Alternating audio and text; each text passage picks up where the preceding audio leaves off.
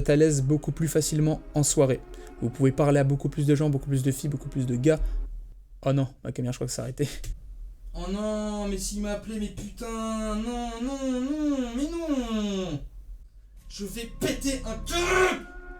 Ça va faire peut-être 20 minutes que j'étais en train de filmer, en pensant que je filmais, en train de tourner une vidéo, pour qu'au final, ça s'est pas enregistré. C'est-à-dire que j'ai fait peut-être plus de la moitié de ma vidéo, j'ai presque tout terminé, pour qu'au final, non mec, ta vidéo sera pas enregistrée.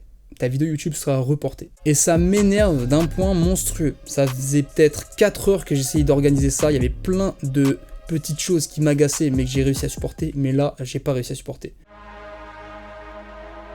Chaque chose qui a été faite en vain, ça va forcément vous aider à vous améliorer.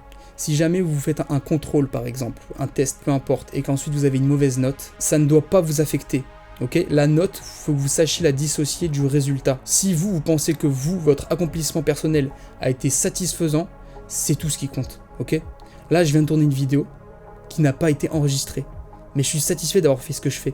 Parce qu'en fait, ça m'a énormément aidé à être plus naturel, à améliorer mon élocution, à savoir bien regarder. J'ai amélioré plein de choses, ok? Et ça m'en servira énormément pour mes prochaines vidéos. Si jamais ma vidéo aurait été enregistrée, je pense que elle n'aurait pas été mieux que la deuxième que je vais tourner juste après celle-ci.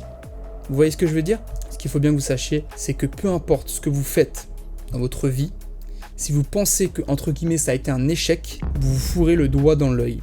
Tout ce que vous faites vous servira un jour, et réussir du premier coup, ok c'est cool, c'est chanceux, d'accord, c'est sympa. Au bout de la 5e fois, je peux vous garantir que c'est horrible. Vous allez limite même tomber en dépression, parce qu'il n'y a aucun challenge, aucune difficulté. Donc l'objectif c'est pas d'essayer de trouver à tout prix que ça marche tout de suite, mais surtout de comprendre que plus ce sera difficile, plus ça prendra du temps, et plus ça vaudra la peine au résultat final. Ok ?